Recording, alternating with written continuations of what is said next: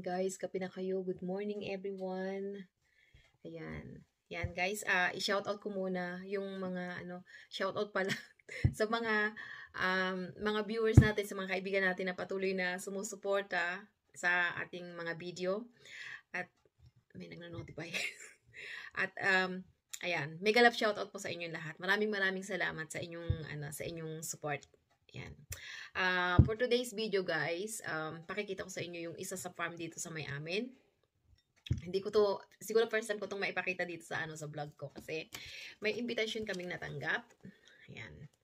Kasi ito yung umuupa doon sa namin, doon sa aming lupa na yung lagi kong napapakita ko minsan doon sa vlog kung saan nakasawga doon yung mga baka doon sa sa lupa namin na na inupahan. So binyag kasi ng kanyang anak at ito ay gagawin sa farm. At ayun guys, at ako excited din na maka-attend sa ganitong events. Kaya pakita ko na lang sa inyo.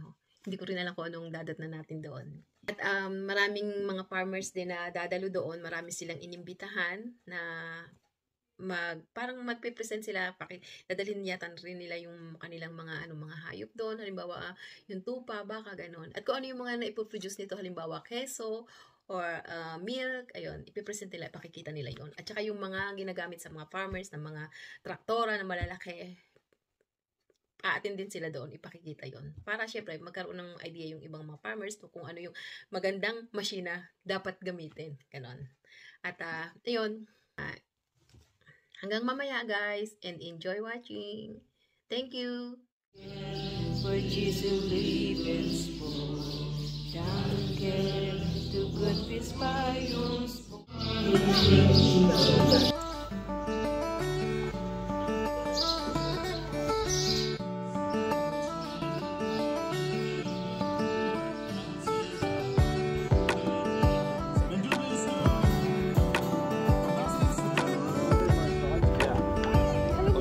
Hallo.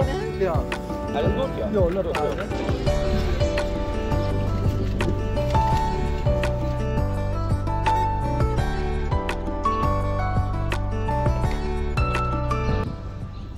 Ayan, ito yung mga kulungan ng mga baka, yung mga nakasoga doon sa amin.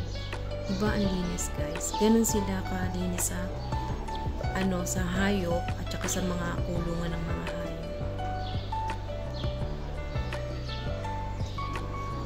Robot?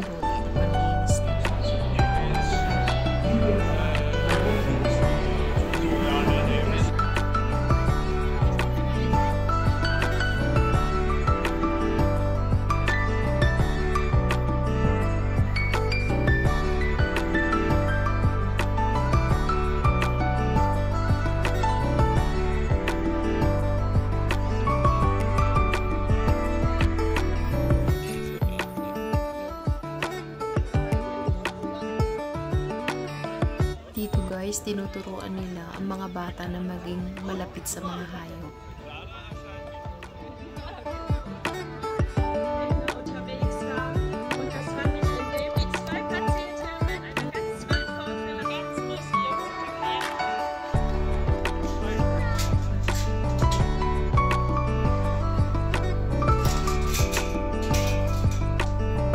Na-amaze ako sa color nito, ng isang ito. Ang cute, white and black, sa gitna ang white.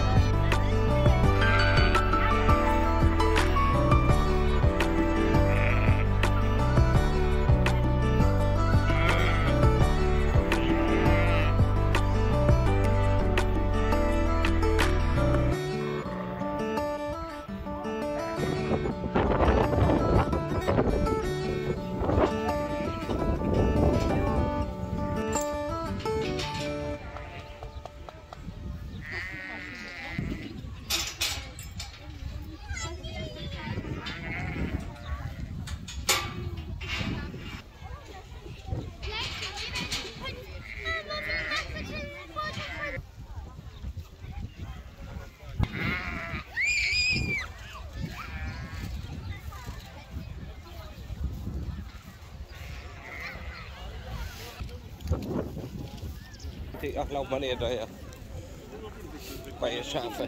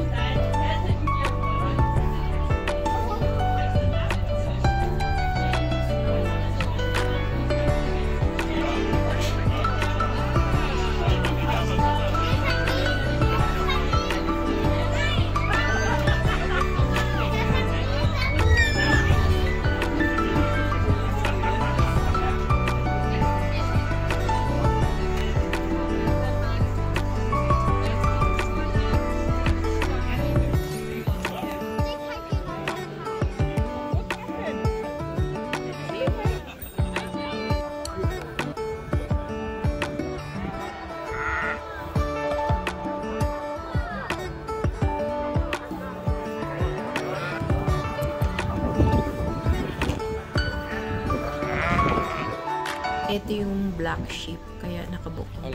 Charot! Ang cute ng white horse na ito. Nakatirintas pa yung bunto. Tapos kulay pink.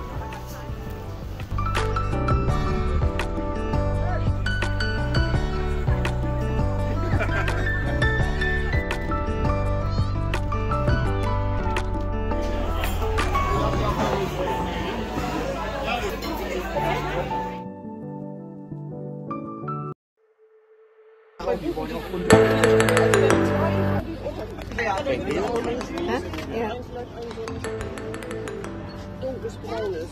Ja. Dan heb ik maar